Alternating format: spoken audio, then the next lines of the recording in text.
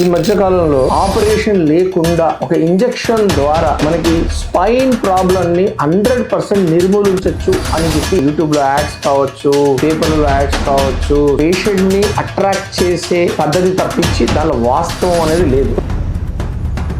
ఈ మధ్య కాలంలో అందరు పేషెంట్స్ అడిగేది ఏంటంటే, సార్ ఆపరేషన్ లేకుండా ఒక ఇంజెక్షన్ ద్వారా మనకి స్పైన్ ప్రాబ్లం ని 100% నిర్మూలించవచ్చు అని చెప్పి మనము యూట్యూబ్ లో యాడ్స్ కావచ్చు, పేపర్లలో యాడ్స్ కావచ్చు, సోకాల్డ్ మన డిజిటల్ మల్టీమీడియాలో యాడ్స్ కావచ్చు, ఇది నిజంగా వాస్తవం సార్ అని చాలా మంది పేషెంట్స్, ఈవెన్ అదర్ ఫీల్డ్స్ అంటే మా మెడికల్ డిపార్ట్మెంట్ లోనే వేరే డాక్టర్స్ కూడా అడగడం జరుగుతుంది. అది నిజంగా వాస్తవమా కాదా? ఫ్రాంక్లీ చెప్పాలంటే this is an exaggeration. Patient ని అట్రాక్ట్ చేసే పద్ధతి తప్పించి దానిలో వాస్తవం అనేది లేదు. సో వాస్తవానికి మాట్లాడాలంటే ఏంటంటే, మనం నడుము సంబంధించి మాట్లాడినప్పుడు మనకి ముఖ్యంగా 3 నుండి 4 కారణాల చేత పేషెంట్ బాగా బాధపడతారు. జనరల్ గా కండరం మజిల్ టేర్, లిగమెంట్ టేర్స్ ఇవన్నీ కూడా చిన్నగా మనకి ఏంటంటే 1 వీక్ లో కూడా అదంతా సర్దుకోవుతుంది. బట్ ఎక్కడైతే డిస్క్ ప్రాబ్లం ఉంటుందో, అంటే డిస్క్ అంటే మీకు తెలుసు, వెన్నుపూస ఎముకకి మధ్యలో ఉన్న డిస్క్, అదొక షాక్ అబ్జర్వర్ లాగా పనిచేస్తుంది. దానికి చిల్లుబడి ఆ ద్రవం కనుక బయటకు వచ్చినప్పుడు నరాన్ని ప్రెస్ చేసేటప్పుడు కొన్ని లక్షణాలు ఉంటాయి. నడుము నొప్పే కాకుండా ఏంటంటే, నడుము వెనక భాగం నుండి లేదంటే ముందు భాగం నుండి కాళ్ళ వరకు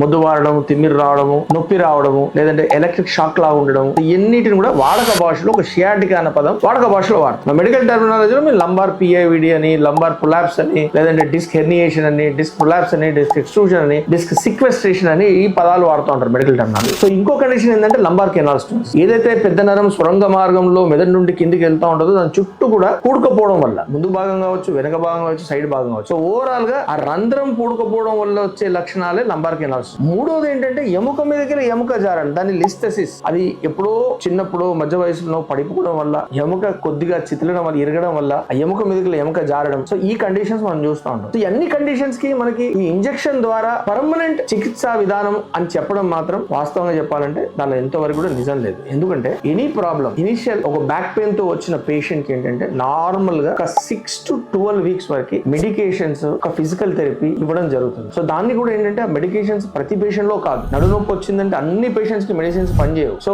there are only few set. 80 to 90% of the patients ఏంటంటే చిన్నగా ఏదో వంగడం వల్ల మజిల్ టేర్ కావడము, మజిల్ స్ప్రెయిన్ కావడం, లాంగ్ డిస్టెన్స్ ట్రావెల్ చేయడం వల్ల, సో వాళ్ళందరికీ కూడా ఏంటంటే మనం ఎంఆర్ఐ తీసినప్పుడు, పేషెంట్ క్లినికల్ గా ఎగ్జామిన్ చేసినప్పుడు మనకు తెలిసిపోతుంది. సో వాళ్ళకి చిన్న చిత్కా కొన్ని మెడిసిన్స్, ఓ పెయిన్ కిల్లర్, మజిల్ రిలాక్సెంట్ పెట్టడం, కొంచెం ఫిజికల్ థెరపీ ఇస్తే సర్దుకో. బట్ కొన్ని కండిషన్స్ డిస్క్ ప్రొలాప్స్ అంటే డిస్క్ రప్చర్ అయినప్పుడు ఏంటంటే చాలా వరకు ఇనిషియల్ స్టేజెస్ వాటిల్లో కూడా మనకి స్టేజ్ 1, స్టేజ్ 2, స్టేజ్ 3 లాగానే ఏది ఏమైనప్పటికీ కూడా ఒక ఎంఆర్ఐ చెప్పినప్పటికీ కూడా ఏంటంటే పేషెంట్ లక్షణాలే ఫైనల్, సైన్స్ అండ్ సింటమ్స్ అంటాం. సో దాంట్లో మనకి మలమూత్ర విసర్జనలో తేడా లేదు, దాంట్లో ఇన్ కేస్ పేషెంట్ కి కంప్లీట్ గా కాళ్ళలో వీక్నెస్ ఉండడము, ఇవన్నీ ఉన్నప్పుడు ఏంటంటే ఇనిషియల్ గా మనం మెడిసిన్స్, ఫిజికల్ థెరపీ వాడినప్పటికి కూడా పేషెంట్ పెద్దగా రిలీవ్ రానప్పుడు మనం ఎపిడ్యూరల్ ఇంజెక్షన్ ఇవ్వడం జరుగుతుంది. ఎపిడ్యూరల్ ఇంజెక్షన్ లో ఏంటంటే పేషెంట్ నేరుగా మనం ఆపరేషన్ థియేటర్ తీసుకెళ్లి ఆయనను బోర్లో పడుకోబెట్టేసేసి ఒక ఫ్లోరో గైడెడ్ ఒక ఎక్స్రే మెషిన్ సహాయంతో మనం ఏ ప్రాంతంలోనైతే మనకి డిస్క్ రప్చర్ అయిందో ఆ ప్రాంతంలోనే కొన్ని టెక్నిక్స్ ఉంటాయి అనమాట. ఎపిడ్యూరల్ కూడా 2 టెక్నిక్స్ ఉంటాయి. వెనకాల నుండి ఇంటర్లామినర్ టెక్నిక్ అంటాం, సైడ్ నుండి ట్రాన్స్ఫోరామినల్ ఎపిడ్యూరల్ టెక్నిక్ అంటారు. దాని ద్వారా ఏంటంటే ఆ నీడలు అక్కడ ఉంచేసి ఇనిషియల్ గా కొంచెం సెలైన్ తోటి వాష్ ఇచ్చేసి, అక్కడ ఉన్న కెమికల్స్ ని వాష్ ఇచ్చేసి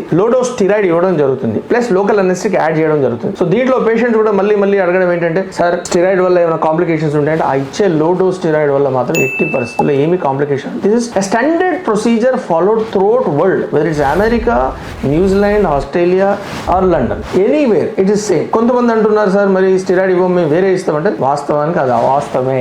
ఎవరు ఇచ్చినా ఎపిడ్యూరల్ అంటేనే లో డోస్ స్టెరాయిడ్, అది మీరు అర్థం చేసుకోవాలి.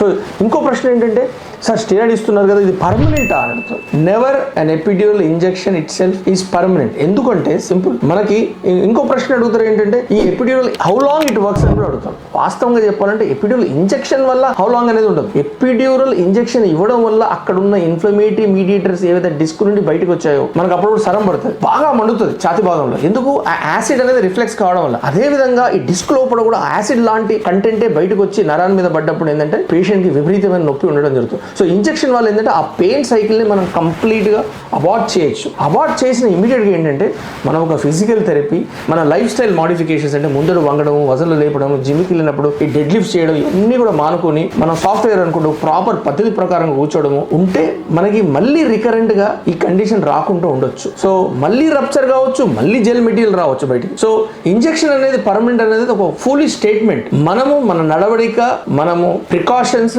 These are going to save us. But injection వల్ల ఏంటంటే మనం ఆ పెయిన్ సైకిల్ ని అవాయిడ్ చేయడం వల్ల ఏంటంటే ఆ పెయిన్ సైకిల్ లేనంత క్రమంలో మనం బ్యాక్ ని కూడా బాగా స్ట్రెంథెన్ చేసుకుంటే ఏంటంటే మళ్ళీ డిస్క్ రప్చర్ కాకపోవచ్చు. సో నేను ఒక ఇంజెక్షన్ తీసుకున్నాను ఇవాళ, maybe it may work for 6 years or 60 years also or 6 months only or only 15 days. We cannot say. నేను ఎపిడ్యూరల్ ఇంజెక్షన్స్ ఇవ్వబట్టి ఆల్మోస్ట్ ఒక 19 years నుండి ఇస్తున్నాను. నేను చూసాను పేషెంట్స్ లో కొంతమంది రివ్యూకి వచ్చేసి I'm very happy after 10 years 15 years కూడా చెప్పడం జరిగింది. కొంతమంది ఆఫ్టర్ 15 days కి వచ్చేసారి నాకు పెద్దగా ఏం ఎఫెక్ట్ లేదని చెప్పడం జరిగింది. కొంతమంది 5-6 years తర్వాత మళ్ళీ వచ్చిన వాళ్ళు కూడా ఉన్నారు. సార్ మళ్ళీ వస్తుంది సార్ నాకు నొప్పి. ఎన్నిటికీ కారణం ఏంటి? It is not the drug duration. ఆ డ్రగ్ ఇవ్వడం వల్ల ఇంత డ్యూరేషన్ రావడం కాదు, ఈ నడవడిక. సో మీరు తీసుకునే ప్రికాషన్స్ ఏవైతే డాక్టర్ చెప్తాడో, ఏదైతే బ్యాక్ స్ట్రెంథెనింగ్ ఎక్సర్సైజ్ ఇవన్నీ చేస్తే మాత్రం మళ్ళీ రాదు. But otherwise it repeatedly knocks your door. ఇది సేమ్ మనకు ఒక అగ్నిపర్వతం ఉంటుంది, అది పగిలింది, లావా బయటకు వచ్చింది. There is no guarantee that మళ్ళీ అగ్నిపర్వతం నుండి లావా బయటికి రాదని కాదు. It can come out at any time. So అందుకే మనం బాగా ముందర బెండ్ చేయడం, వెయిట్ లిఫ్ట్ చేయడం ఇవన్నీ చేయకూడదు. Getting my point. ఇంకో ప్రశ్న ఏంటంటే ఎన్ని ఎపిడ్యూరల్ ఇంజెక్షన్ తీసుకోవచ్చు సంవత్సరానికి? వాస్తవం చెప్పాలంటే సంవత్సరానికి 3 ఇంజెక్షన్ తీసుకోవచ్చు. ఎందుకంటే సమ్ టైమ్స్ ఏంటంటే ఒక ఎపిడ్యూరల్ ఇంజెక్షన్ తో 100% రిలీఫ్ రాకపోవచ్చు. Maybe 70-80%, next injection 80%, third injection తో 100% రావచ్చు. సో అల్టిమేట్ గా వాట్ ఆర్ వి డూయింగ్? అక్కడ ఉన్న చెడు ద్రవాన్ని, చెడు మెటీరియల్ ని మనం అక్కడ నుండి వాష్ చేస్తున్నాం. మురికి పడితే మనం నల్లపై పెట్టి కొడతామే, ఆ విధంగానే ఎపిడ్యూరల్ అనేది ఉపయోగపడుతుంది. So my self I'm doctor Ramesh Gajula at Panisha Spine Pain Ortho Sleep Center. Do subscribe my channel. This is all about epidural injection.